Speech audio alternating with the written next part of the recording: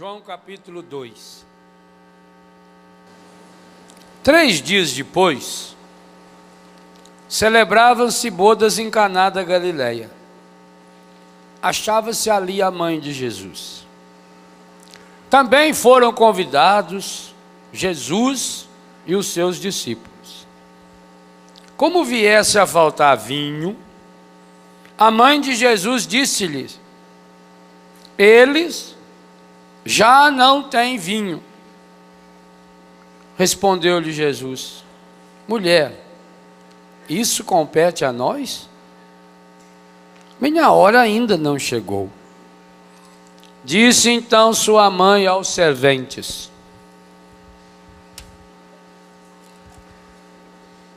fazei o que ele vos disser.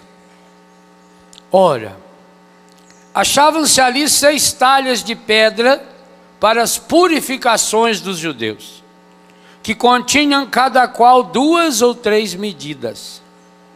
Jesus ordena-lhes: enchei as talhas de água. Eles encheram-nas até em cima. Tirai agora, disse-lhes Jesus, e levai ao chefe dos serventes. E levaram. Logo que o chefe dos serventes provou da água tornada vinho, não sabendo de onde era, se bem que o soubessem os serventes, pois tinham tirado a água, chamou o noivo e disse-lhes: é costume servir primeiro o vinho bom, e depois, quando os convidados já estão embriagados, servir o menos bom. Mas tu guardaste o vinho melhor até agora. Este foi o primeiro milagre de Jesus. Realizou em Caná da Galileia. Manifestou a sua glória e os seus discípulos creram nele. Palavra da salvação.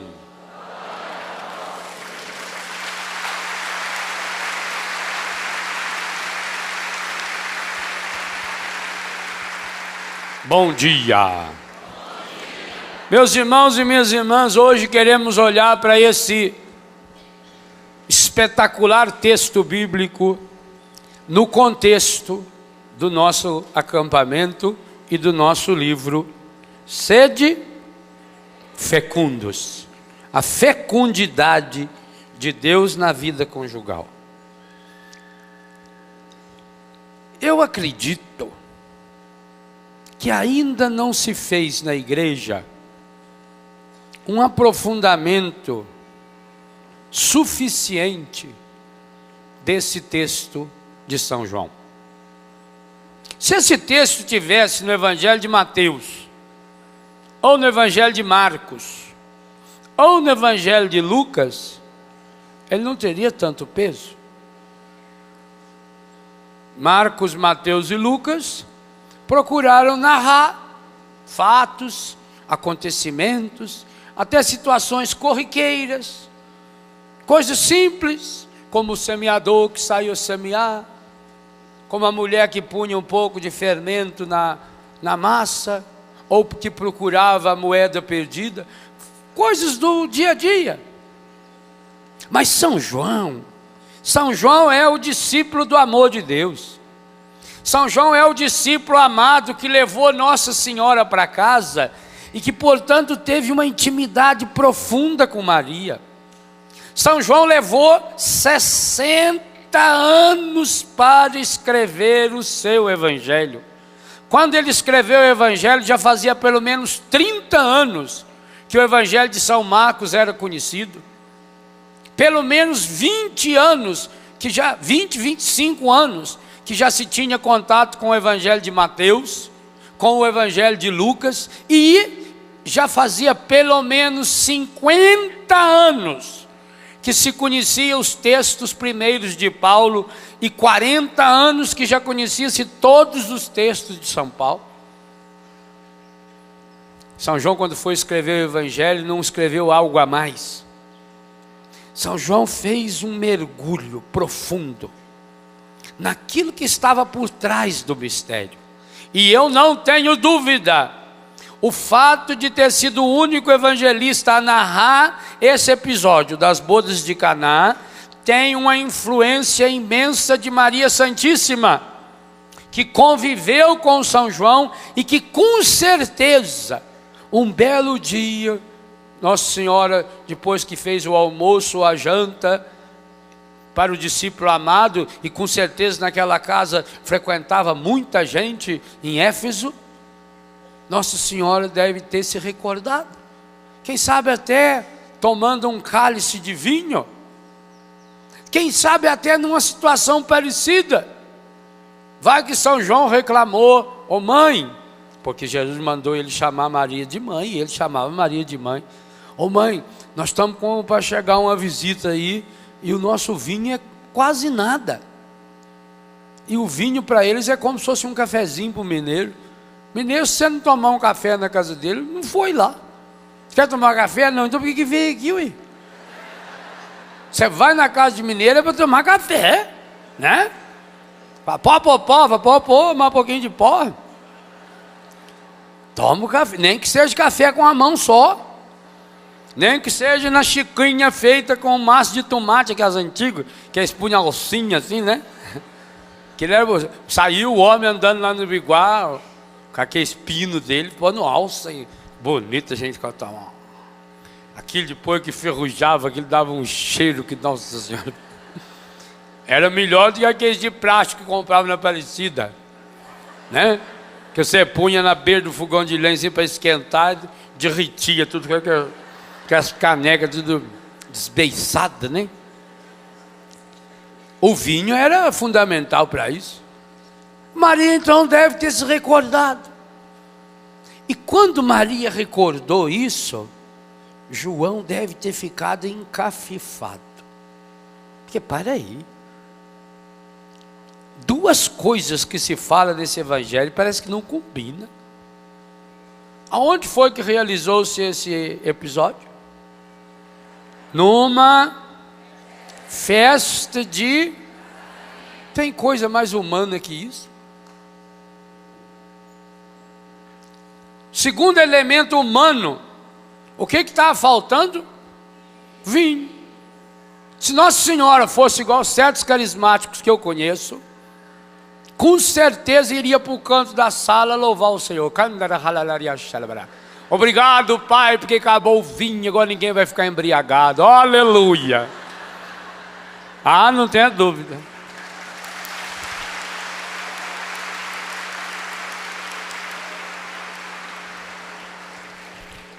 Vinho. Aí pior ainda, como é que conclui o Evangelho? O Evangelho conclui com duas palavras que me arrepiam profundamente.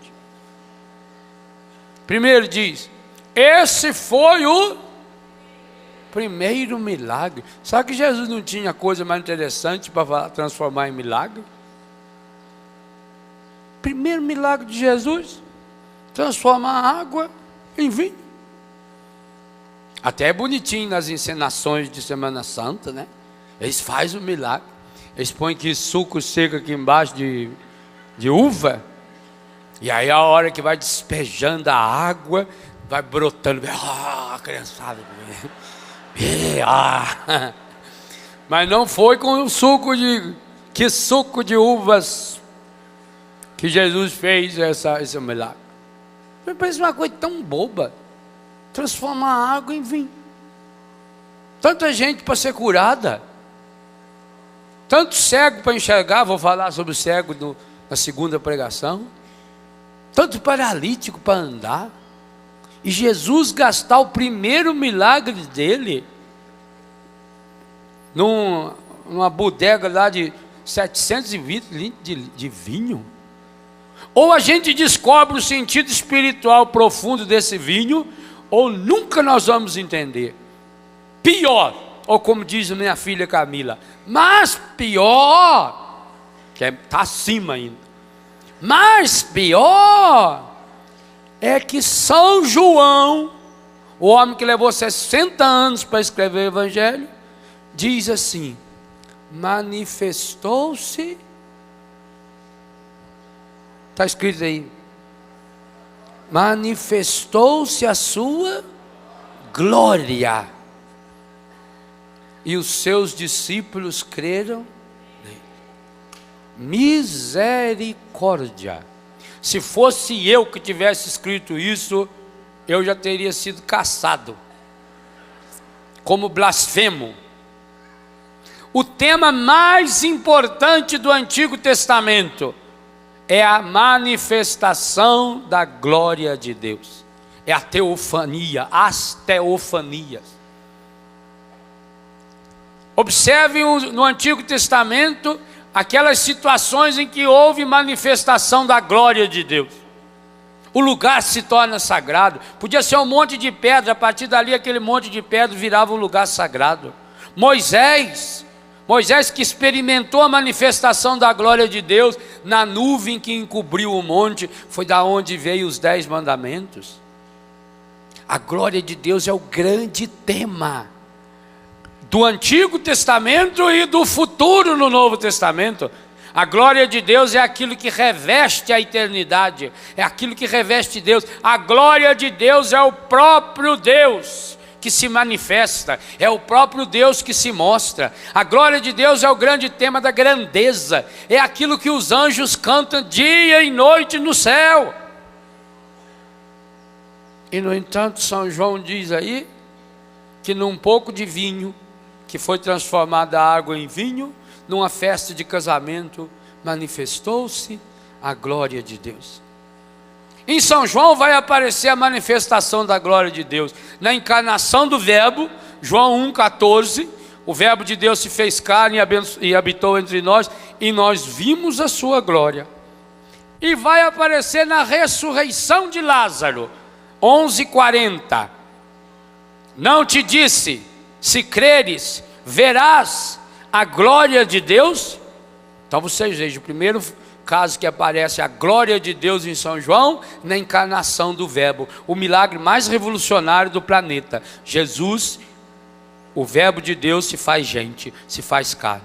E depois na ressurreição de Lázaro, o mais espetacular milagre do Novo Testamento. E aparece aqui numa festa de casamento. Mas pior é que, e eu escrevi um capítulo especial sobre isso no Sede Fecundos, São Paulo, logo ele, no capítulo 6 da primeira carta aos Coríntios, a partir de um contexto de sexualidade completamente estragada, capítulo 5 de Coríntios, ele diz o que motivou ele a escrever aquela carta: as aberrações sexuais que existiam no meio da comunidade de Corinto. Corinto, se você pegar na sua Bíblia, a parte de trás da Bíblia onde tem o mapa, você vai perceber que Corinto está no centro do mundo.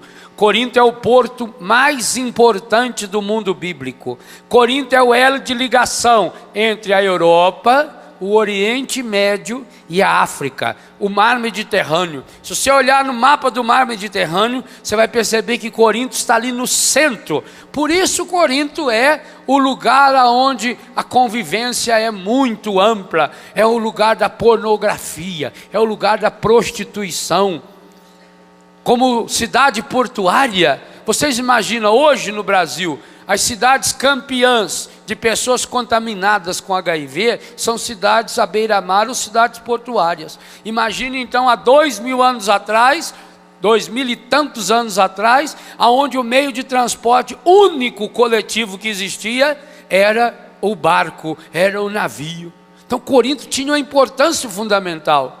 E a depravação de Corinto era uma coisa que Paulo diz no capítulo 5, que não se ouviu falar nem entre os pagãos.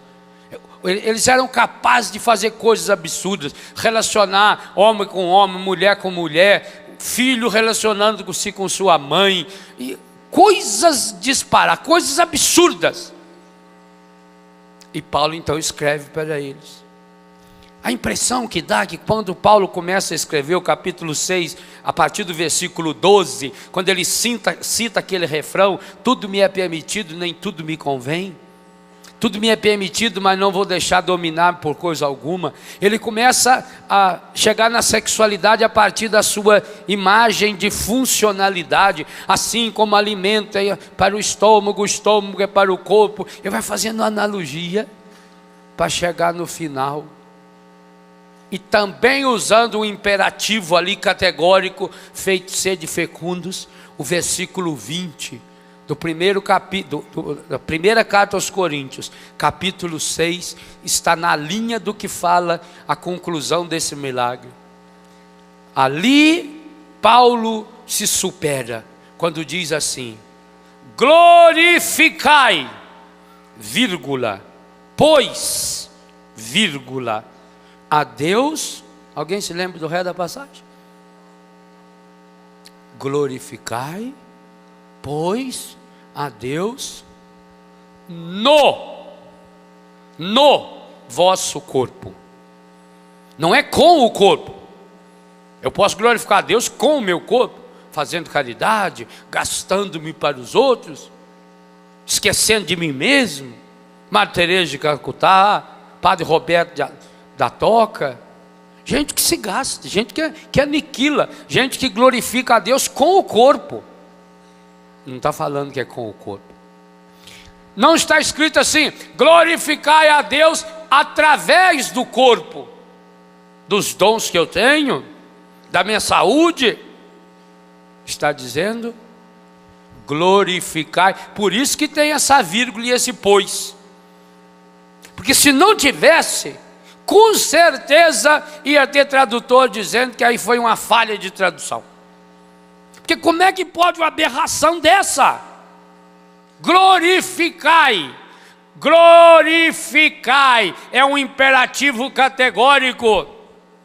Glorificai significa deixe transparecer. Misericórdia. As pessoas olhando para o meu corpo precisariam chegar à contemplação da glória de Deus. Isso é uma heresia se não tivesse na Bíblia. Isso é um absurdo se não tivesse na Bíblia. E pior, se não tivesse na Bíblia no contexto que está. Eu queria convidá-los a ler na Bíblia e também aí no livro, esse capítulo especial que eu falo sobre glorificai a Deus. Página 69. Glorificai, pois, quer dizer, o casal, de modo especial, um marido e uma mulher. Olha, gente, isso significa que o marido olhando para o corpo nu da sua mulher, igualzinho Adão, diante de Deus, reconheceu ali a beleza, a grandiosidade. Significa que um marido olhando para o corpo da sua mulher, ele pudesse ter a certeza de que está olhando para a glória de Deus. E o contrário é verdadeiro. Uma mulher olhando para o corpo nu do seu marido, perceberia aí também a manifestação da glória de Deus. Eu sei, não preciso ficar pensando que você é um desequilibrado, não. Eu sei que muitas vezes a última coisa que a gente pensa quando olha o corpo de certas pessoas é em Deus. A não ser que seja uma pessoa muito grandona assim, enorme, a gente fala, meu Deus, minha Nossa Senhora, que coisa enorme, que coisa medonha. Não, não é nesse sentido. Eu sei que muitas vezes, quando você olha para o corpo bonito de uma pessoa, o que você pensa é logo em pecado. O encardido conseguiu. Gente, o encardido é medonho. Se até o Padre Jones falou nele umas 5 vezes ontem na missa, vocês veem que ele está alastrando mesmo. O encardido é medonho. O corpo, por esses 2 textos que eu estou retomando com vocês, é lugar de manifestação da glória de Deus. Essa é a associação que está aí. Primeira carta aos Coríntios, capítulo 6, verso 20. Desde o 12 deve vir lendo. João, capítulo 2, verso 11. manifestou-se a sua glória e os seus discípulos creram nele. Há uma associação natural entre o corpo humano e a glória de Deus. Não só no sentido de que Deus que fez o corpo humano, como Deus fez toda a natureza. Há uma diferença muito grande, e eu trabalho aí no 2º e no 3º capítulos do livro. Há uma diferença muito grande entre a criação do universo e a criação do ser humano. Eu até dividi em 2 capítulos, colocando o versículo 26 de Gênesis 1 num capítulo novo, para ressaltar ainda mais isso, que o próprio Deus ressalta, e que eu tento trabalhar aí através da preposição então. Depois que Deus fez tudo, Ele vai fazer o ser humano. O ser humano é feito pela mão de Deus. Está no catecismo, naqueles textos que eu já citei ontem. A vocação para o matrimônio foi dada pelo ser humano do modo como ele saiu da mão de Deus, quer dizer, está intimamente ligado a Deus. O corpo humano tem o DNA de Deus, tem a marca de Deus, e você sente isso em coisas pequenas. Já falei isso, na unha do seu dedinho crescendo, é Deus renovando a santidade do seu corpo. Quando a gente morde o beiço aqui assim, o dia seguinte não tem cicatriz nenhuma. É Deus renovando a santidade do seu corpo, a beleza do seu corpo, o cuidado com o corpo. A medicina fica extasiada diante da beleza do corpo.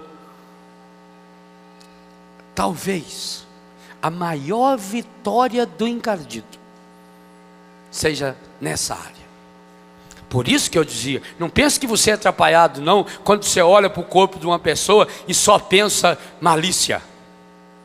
Claro, vai ter que ser trabalhado, e Jesus já dizia isso. O grande problema do pecado começa nos olhos e depois no coração. São as 2 instâncias de pecado. Vou falar sobre os olhos na 2ª pregação dessa manhã. Precisa combater essa visão errônea e estragada. Mas, gente, não podemos nos esquecer. Essa associação de corpo com pecado, que é hoje, se não a maior, ao lado da droga e do tráfico de armas, a maior fonte de renda do mundo. O Brasil é muito conhecido lá fora. Quando a gente vai pregar retiro em determinados países, quando eles estão levando a gente para o hotel, por exemplo, de vez em quando você passa em alguma rua que está cheia de moços trabalhando não lá, né? Dispostos a fazer o serviço lá na beira da estrada. E é muito comum quem está nos conduzindo, que normalmente é um brasileiro, porque quem leva a gente para pegar esses retiros normalmente é gente que nasceu aqui, que nos acompanha. E eles falam: padre, a maior parte é brasileiro. Pode parar aqui e conversar em português com qualquer um. Há a Associação de Prostitutas Brasileiras. Eu li numa revista ou num jornal aí, que só para a Copa do Mundo do ano que vem, a Alemanha está convocando 7.000 prostitutas brasileiras. 7.000. A Alemanha está achando que precisa de 90.000 prostitutas para servir os maridos das senhoras que estarão lá assistindo o jogo. Governo alemão. E como o governo alemão é muito sério, está exigindo que as prostitutas se cadastrem antes, para ter cursos antes, ter treinamento de colocar e tirar o preservativo, inclusive aquelas que estão acostumadas a usar preservativo feminino. O governo alemão está empenhado nisso, para atender as necessidades da Copa do Mundo. 90.000, 7.000 só do Brasil. Quer dizer, vocês estão pensando em 7.000 do Brasil, eles sabem que vai muito brasileiro e que precisa fazer a língua. Até para pecar precisa saber a língua. Isso é um disparate. Então essa associação, gente, é uma, se não a maior vitória do demônio. Todo o problema da pedofilia que eu cito aqui nesse livro. De vez em quando vocês veem aparecer na mídia um artista, né? Michael Jackson, tanto que sofreu lá, graças a Deus provaram que era mentira, porque o mundo inteiro estava contra ele, 600 jornalistas cadastrados para fotografar ele na hora que ele fosse condenado. Então você vê falar de um artista ou de um padre. Nós tivemos, infelizmente, casos nos Estados Unidos, situações terríveis de pedofilia. Mas o triste é saber que 90% dos casos de pedofilia acontece dentro de casa. Pai, irmão, padrasto, avô. É 99% dos casos. Isso é um disparate, gente. O corpo de uma criança, mas também tem mãe que veste a criança como prostituta já. Você quando olha para o corpo de uma criança peladinha, uma menina ou um menino de 7, 8 anos de idade, pelado, você, a não ser que a pessoa seja completamente estrambelhada, você olha peladinho. Há lugares do interior, inclusive, que eles andam peladinho. E nesses lugares você nunca vai ouvir falar em bobagem disso aí, não. Nunca vai ouvir falar. No interior, Deus do livre guarde. Se lá no interior do Brasil, no Nordeste brasileiro, nas regiões pobres do nosso país, se vê falar numa bobagem dessa. Nunca! Agora, quando uma mãe veste ou deixa que vistam a sua filha de 3 ou 4 anos, com aquela roupinha da novela, associa imediatamente a imagem de prostituta criança. Eu sou contra a mãe que veste mini saia na sua filhinha. Eu sou contra. Não que precisa tapar alguma coisa, não precisa tapar nada. Já repeti, já falei, criança podia andar até peladinho. Mas na hora em que a mãe põe uma mini saia, normalmente na cor da mini saia daquela atriz, que é mais prostituta que atriz. A maior parte dessas atrizes são prostitutas. Pois, mulher que transa com não sei quantos homens diferentes na mesma novela. É o quê? Só porque é bonita e porque ganha dinheiro? É prostituta. Então na hora em que põe aquela mini saiazinha, criança, menina de 5, 6 anos não tem seio, não tem peito. Mas na hora que põe aquele bustier e amarra aqui, igual da atriz, o inconsciente associa. A sua criança quer pintar a unha? Pinta. Mas pinta com esmalte de criança. Desenha bichinho, aqueles esmalte que elas não sabem colocar direito. Deixa ela brincar com isso, não precisa pecado não.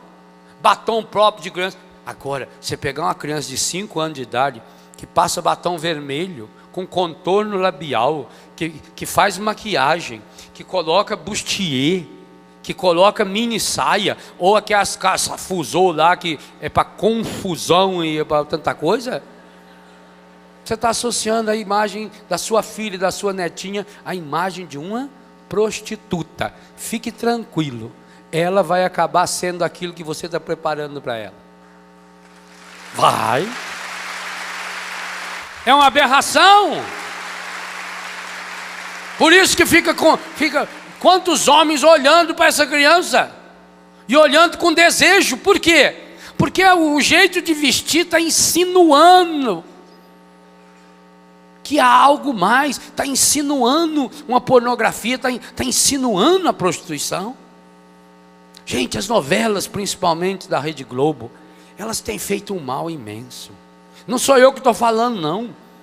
Eu li há 15 dias atrás, se não estiver enganado na Isto É, ou na Veja, porque na época que não ia ser, que era a época da Globo, página dupla, com 3 fotografias.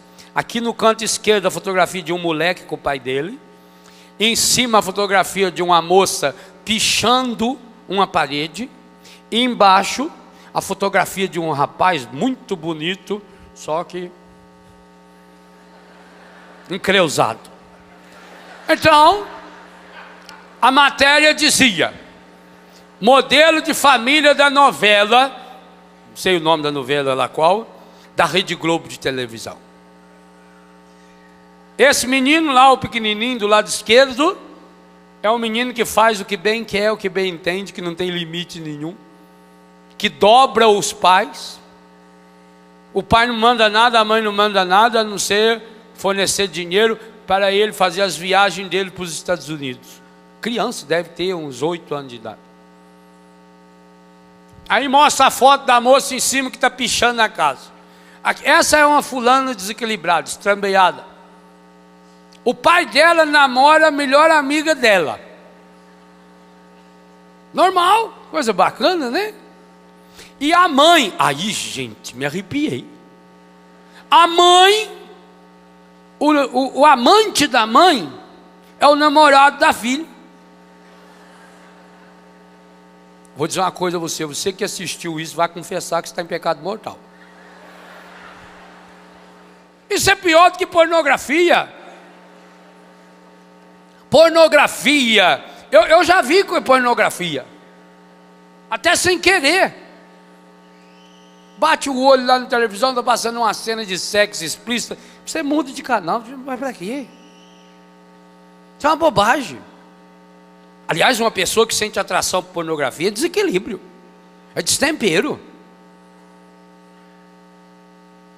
Isso é pior do que pornografia, porque isso a pessoa assiste dentro da casa dela, sentada no sofá, a criança assiste, é tudo feito de, é só uma história. Se não prendesse atenção, você não assistia. Gente, que aberração, que absurdo. A Bíblia condena isso, chama de abominação. Olha, se fosse um homem, o homem com o filho dele, você ainda podia dizer, isso aí é porque a sociedade é assim mesmo, isso é o machismo. Mas nós estamos falando de uma mãe de família, e a sua filha, que tem relações com o mesmo homem. Pensa, aonde nós vamos chegar? Sodoma e Gomorra se destruiu por muito menos. Aonde nós vamos parar? E o terceiro quadro, esse homem bonito, olha como o demônio é terrível. Eles não pegam um bicho feio, estragado, não. Eles pegam um rapaz bonito, um rapaz másculo, e botam o conflito, como está na revista, o conflito interior dele, para saber se vira ou não vira viado de uma vez. A mãe quer orientá-lo, porque ele quer ser estilista. A mãe quer ser que ele seja não sei o que lá. Mas claro, no final da novela, ele vai assumir de uma vez a viadagem dele. Vai assumir. E vai casar. Já falou lá na revista que vai vir um peão lá. E ele vai se apaixonar naquele peão. E eles vão casar, vão ser felizes para sempre. Quero ver você rindo o dia que saber que é o seu filho que está namorando um peão. Aí eu quero ver se você vai rir. Que carrega essa cruz terrível nas costas. Eu tenho filho, gente. Betânia tem consagrado com o problema do homossexualismo. E se vocês soubessem o que eles lutam. Alguns deles são os que mais rezam. E graças a Deus estão se mantendo na castidade. É muito mais difícil para a pessoa com o desequilíbrio manter-se na castidade do que para uma pessoa que é heterossexual. Muito mais difícil. Esse assunto é tão sério que o Vaticano está fazendo questionamentos profundos, inclusive dizendo, se souber de fato que o rapaz é homossexual, que ele não pode se ordenar padre. Vaticano, isso é coisa séria. Porque a igreja não brinca. A igreja não faz bandeira da homossexualidade, não. O catecismo diz muito bem, o homossexual tem que ser acolhido, tem que ser respeitado. A igreja o acolhe como gente, o acolhe como pessoa. Ele jamais poderá ser marginalizado. A igreja não admite alguém que vai marginalizar uma pessoa porque ela é lésbica ou homossexual, não. Mas no matrimônio, quantos casos de homossexualismo masculino e feminino embutido, que torna-se uma cruz e que chega no momento que a pessoa não aguenta mais. Há um momento que não aguenta. Quantos casos de pessoa depois de 20 anos de casado, 30 anos de casado, larga a família, vai viver com homem ou vai viver com mulher? Hoje está cada vez mais alastrado O lesbianismo, gente. Mas qual é a causa do lesbianismo? A causa maior do lesbianismo é a falta de uma vivência sexual correta. Olha como o demônio conseguiu uma vitória grande quando ele associou o papel dele ao corpo, o que eu falava exatamente há poucos minutos. O corpo é para ser lugar da manifestação da glória de Deus. O corpo é para ser lugar de manifestação do melhor que Deus. Glorificai, pois, a Deus no vosso corpo, significa que pelo seu corpo você pode mostrar e demonstrar o melhor de Deus para o mundo. Mas ao associar ao demônio essa visão errônea, essa visão pejorativa, essa visão encardida, essa visão pornográfica do corpo, colocou o corpo como instrumento do pecado. Uma das grandes causas do lesbianismo, que hoje está lastrando de uma forma assustadora, é a falta do carinho, é a falta da ternura, ou como lembra Cântico dos Cânticos, é a falta dos vinhos, dos beijos, dos abraços na intimidade conjugal. Muitas e muitas mulheres descobriram a sexualidade como a cruz da sua vida. Até usava isso no vocabulário. Eu servi o meu marido. Meu marido procurou eu. A senhora estava escondida aonde? Uma vez uma senhora veio se confessar: padre, eu estou muito arrasado, que o meu marido procurou eu fui obrigado a servir ele, e era domingo. Domingo. O que tem em ser domingo? Não é pecado. É porque depois nós vamos à missa. Ótimo! Quem comungou o corpo um do outro, agora pode comungar o corpo de Cristo tranquilo e serenamente. Mas padre, no dia que a gente comunga, a gente pode fazer o negócio? Olha, minha filha, não deve ser na fila da comunhão, que criaria um clima ruim para o sacerdote, não é? Claro que dependendo da mulher, o padre não ia conseguir mais falar corpo de Cristo. Ia falar: Cristo, que corpo, não? Que corpo. Não sendo ali,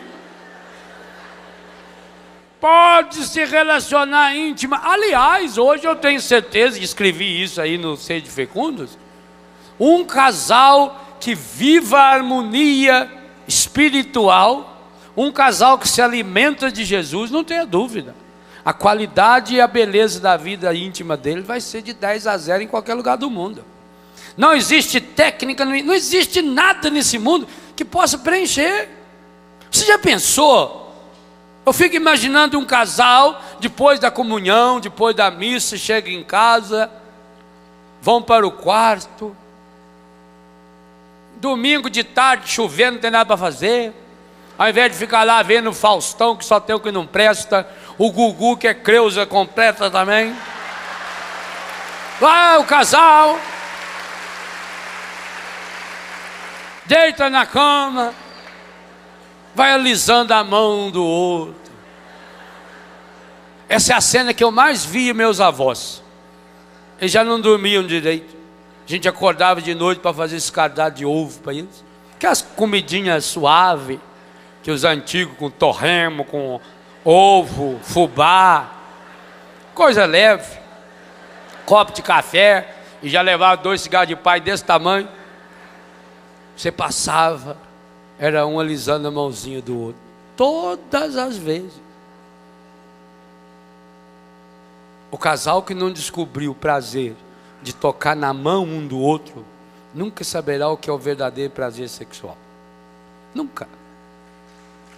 Casal que pensa que relação sexual é a introdução do membro masculino no corpo feminino, e como se fosse lá um pilão onde vai se masturbando no corpo um do outro, que é isso?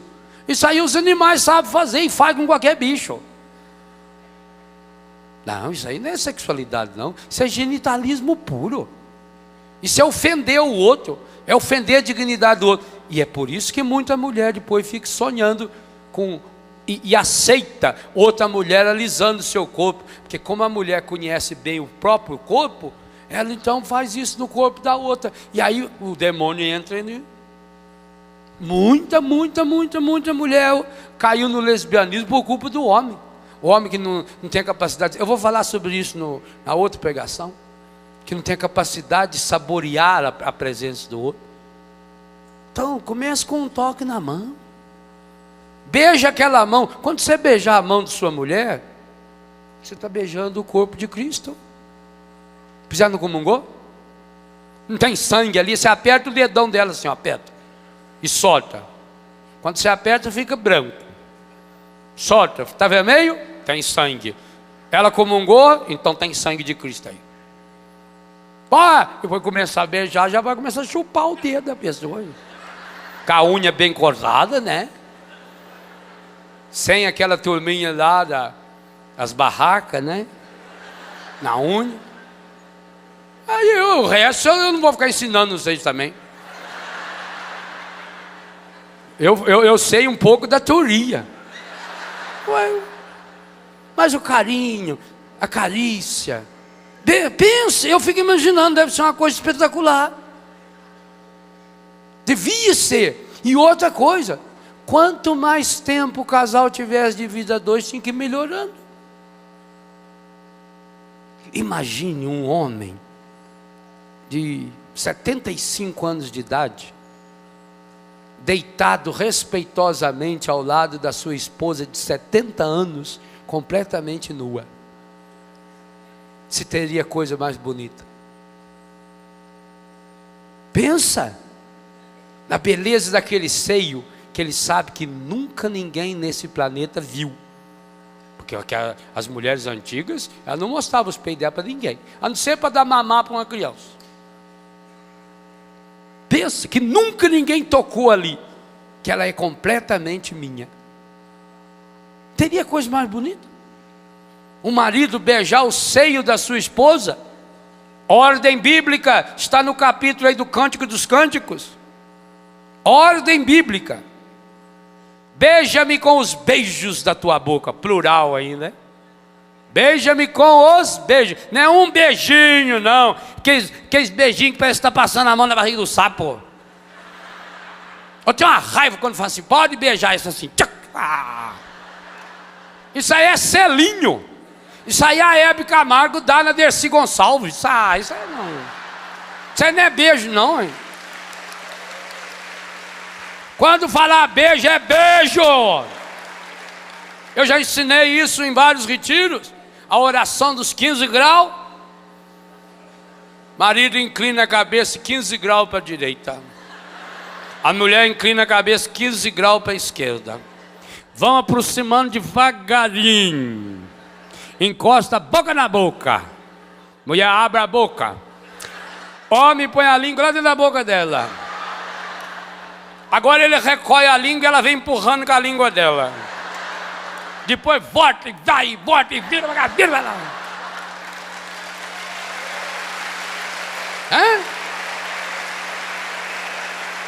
Coisa linda. Aqueles beijos de desentupir pia. Quando a gente namorava, meu Deus. Como a gente torcia para a mãe sair da sala para a gente dar aquele beijo. Lambeia os beijos. A língua fazia toda a inspeção, tratamento de canal, garganta, a amiga dela, tudo completo. Era bom. Agora, marido e mulher não beija mais.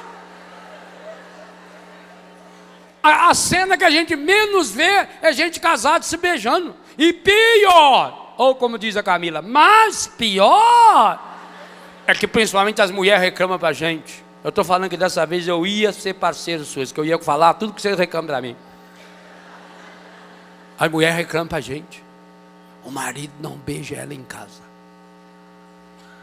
Nem na hora do serviço.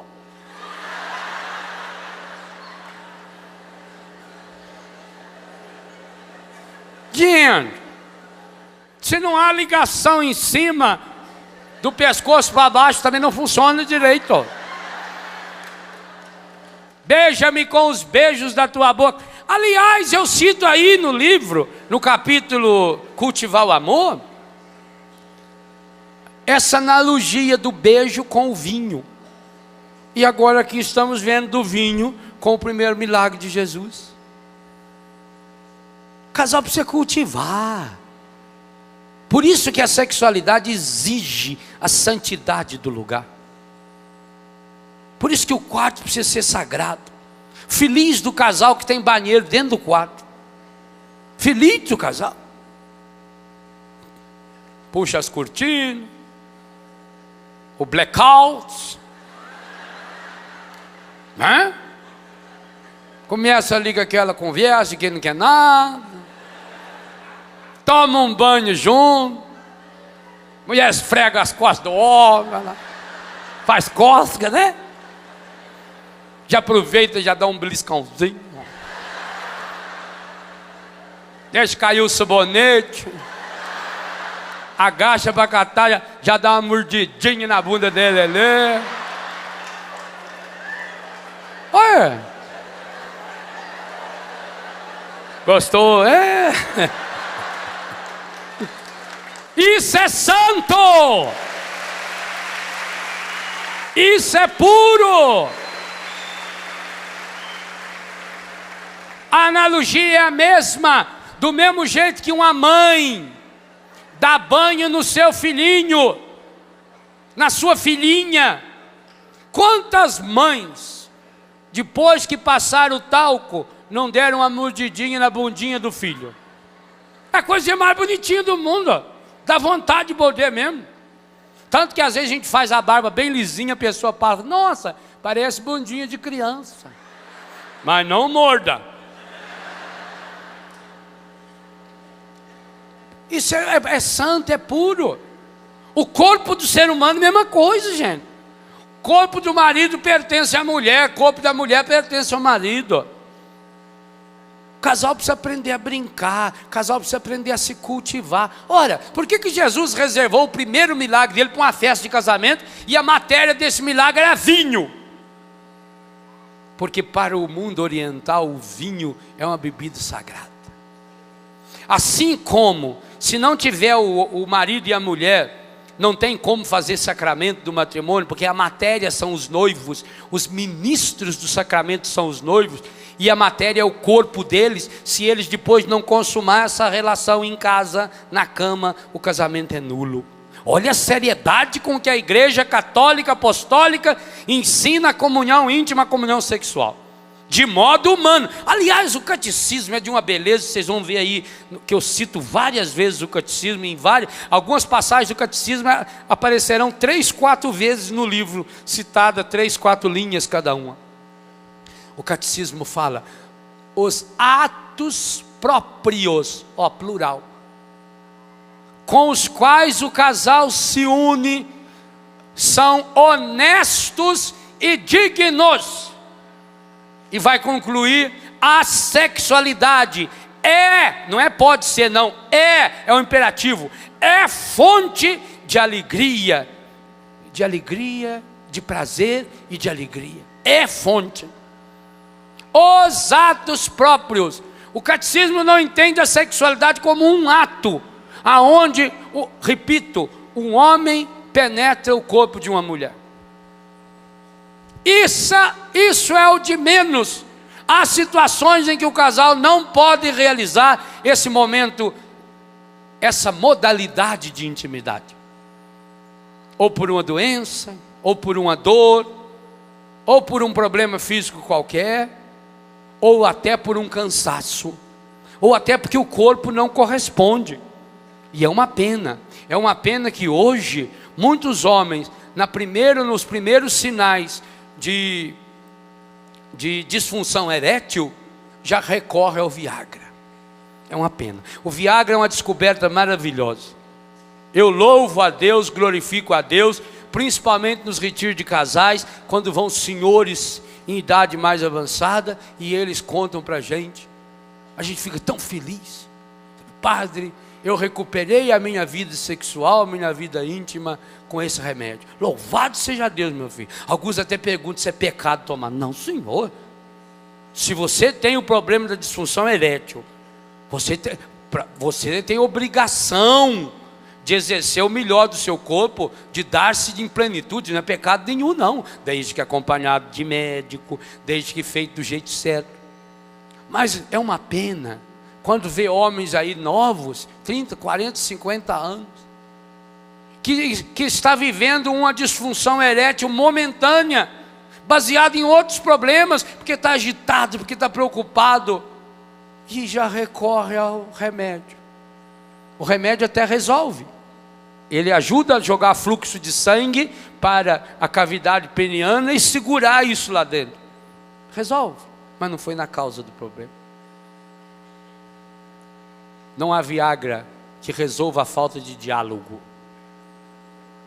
Gente, enquanto o homem, a excitação masculina, ela é 90% visual. O homem olha para uma mulher e os olhos puxam, né?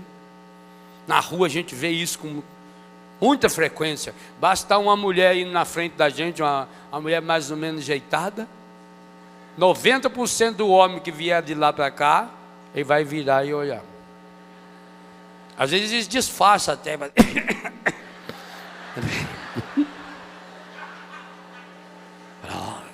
E se é dois colegas, ele cutuca o outro. Beleza, né? Oh, faz tempo que eu não vejo negócio dele. O homem é mais visual. Vou contar a vocês hoje o segredo das mulheres. Depois você pode me contar. Confirma. Passa para o meu e-mail. A mulher é 90% ouvido. O órgão sexual mais importante que você tem é a sua boca. A mulher se excita, a mulher se prende pela palavra, pelo jeito que o homem fala ao seu ouvido, mas também é pelo ouvido que entra a repulsa. Tem homem que está acostumado lá no boteco, naquele nível de conversa, de palavra. Aliás, é uma pena que os homens de hoje ainda falem palavrão. Coisa medonha. Leva para casa e fala a mesma coisa. Ofende a mulher, grita com a mulher. Não tem palavra bonita para a mulher. Não diz eu amo você. Não diz muito obrigado. Não elogia. Como você está bonita. Oh, mas cada dia você melhora, hein? Cada dia eu fico mais doido, não sei. Coisa fofa. Ah, a mulher adora. Ela fica apenas bom. É um mecanismo. Isso é científico. A mulher se excita. E excitar é uma palavra que pode ser usada nos dois sentidos.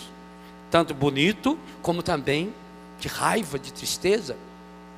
Pela palavra. Aprenda a falar com a sua mulher, homem. Deixe de ser machista. Lá fora você precisa desempenhar um papel, mas não dentro do seu quarto, não dentro da sua casa. Quando eu falo da questão das posições sexuais, e eu abordo esse tema nesse livro, quando eu falo que muitas e muitas vezes o problema da ejaculação precoce seria resolvido com o homem deixar de ser machista. Porque muitos homens vão ao encontro da sua mulher com aquela mentalidade de que os colegas todos estão enxergando. Que ele tem que desempenhar um papel. Porque homem que é homem é aquele que tem capacidade de ter um membro rígido, vigoroso, que possa ejacular no corpo da sua fêmea. Isso é um disparate. Inclusive nisso os bois são melhores do que nós. Porque o boi eles vão lá, põe uma parede, tira lá nele e vende. De cada vez que vende lá 500, 600, 1000 doses de esperma. Você não é reprodutor não, rapaz. Você é homem. Imagem e semelhança de Deus. Assuma a sua dignidade de homem. Deixa vir à tona a sua dignidade de homem. Deixe de ser besta. Deita-se na cama de costa. Acolha sua esposa em cima de você. Está sentindo tensão? Tensão. Muda a perna. É verdade. Tensão. Muda a perna. Você ainda tem as mãos livres para acariciar a mulher, olhar e falar, ô cavalão, né? Olha que beleza. Que visual lindo, você deitado, a sua mulher sentada em cima de você. Não esqueça que eu falei antes, vocês comungaram. Você vai poder falar igual falar para Nossa Senhora, para Jesus. Bem-aventurado, feliz, os seios que te amamentaram. Olha que coisa linda, o marido poder olhar para o seio da sua esposa, principalmente se for natural. Que hoje em dia tem de plástico. Você não sabe, a mulher parece que é aquele negócio estufando aqui assim. 300 ml de silicone. Se for natural, você poder alisar, beijar, falar a palavra bonita. Que coisa linda. Vocês acham o quanto que Deus não está abençoando um quarto desse? Vocês não estão ali fazendo algo para os outros saberem. Aliás, eu já falei ontem, a intimidade sexual exige o sigilo, o segredo. Não conta para os outros, não. Você poderá até contar num retiro, num encontro de casais, mas contar de modo genérico, contar de modo amplo, até testemunhando, ótimo. Ou no momento em que se vai questionar a vivência da sexualidade, ótimo. Mas contar a intimidade do outro, gente, isso é um disparate. Marido que conta para os outros o que a mulher gosta de fazer na cama. Mulher que conta, o que é isso? Isso é aberração, isso é pornografia. Porque pornografia é você fazer em público aquilo que é para ser feito de modo privado, íntimo. Esse foi o primeiro milagre de Jesus. E eu tenho certeza que se diz que foi o primeiro, é porque Ele quer fazer o segundo, o terceiro, o quarto, o quinto. Sabe aonde? Na sua casa, no seu matrimônio. Você guardou o vinho melhor até agora. Isso significa que na vida íntima não tem idade. Não pensem vocês que a vida íntima sexual de um casal de 25 anos de idade, onde o homem está no auge da sua masculinidade física, a mulher está no auge, o seu corpo absolutamente perfeito e maravilhoso. Não pensem vocês que a vida íntima de um casal, já dizia o padre João Moana, na vida sexual dos casados e solteiros, Céu e Carne no Casamento, 2 livros fundamentais que ele como padre e como médico escreveu. Não pensem vocês que a vida íntima de um casal com 25 anos de idade é melhor do que a vida íntima de um casal de 75 anos de idade. Com certeza de 75, se tiver Deus na história, vai ser melhor. Porque aí já não tem mais a pressa, já não tem a competição, já não tem mais a necessidade de provar nada para ninguém. Aí é saborear o outro, saborear a presença do outro, saborear o Deus que está no outro. Vamos terminar essa primeira meditação de hoje pedindo essa graça. Senhor, peça sim, peça você como marido e mulher. Senhor, do mesmo jeito que o Senhor esteve em Caná da Galileia, naquela festa de casamento, venha até a nossa casa, com Maria, porque em nossa casa também tem faltado o vinho, do amor, do diálogo, da ternura, da alegria, da misericórdia, do carinho e da carícia, do diálogo amoroso. Vem até nossa casa, Senhor. Nós queremos fazer nossa parte. Nós queremos ser os servos que buscam água. Nós queremos encher as talhas até a boca. Nós pedimos, Senhor. E pedimos, Senhor, também a graça de acolher e manifestar a sua glória em nosso meio. Marido e mulher, fiquem de pé olhando um para o outro e agradeçam a Deus. Agradeça a Deus a esposa que você tem. Bem apertadinho. Agradeça a Deus a esposa que você tem.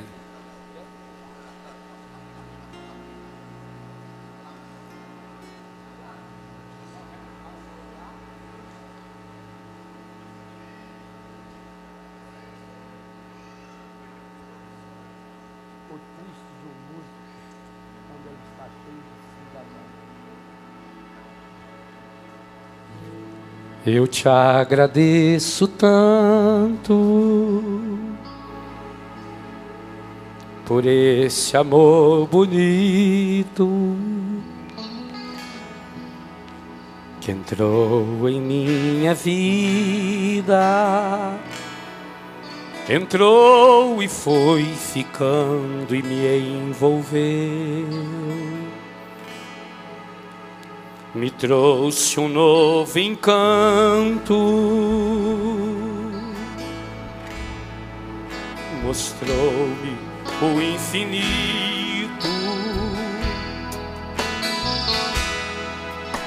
e aquela dor doída, a dor da solidão não mais doeu. Eu disse aonde eu ia,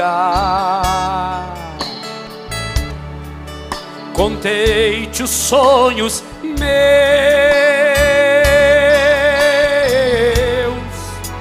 disseste que era teu o meu caminho, encheste a minha vida de carinho, dissestes que também buscavas Deus. Eu te agradeço tanto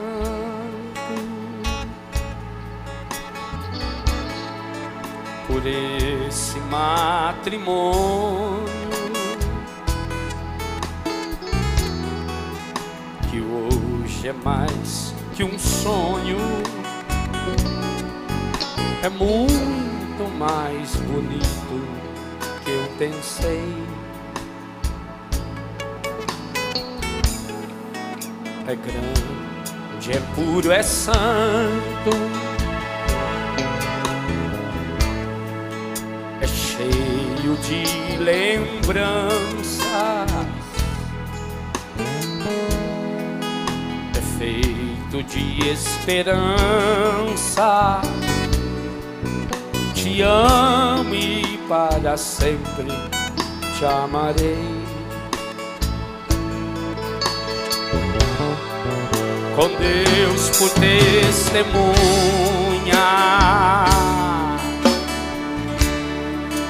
eu juro nesse altar, venha o que vier em nossos dias,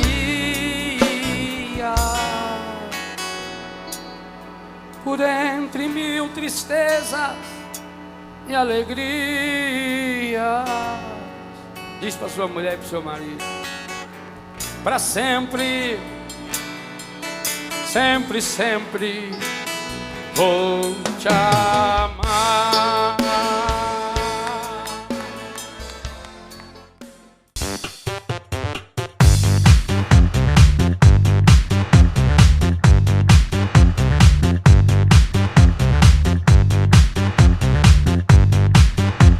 CançãoNovaPlay.com. Assine já!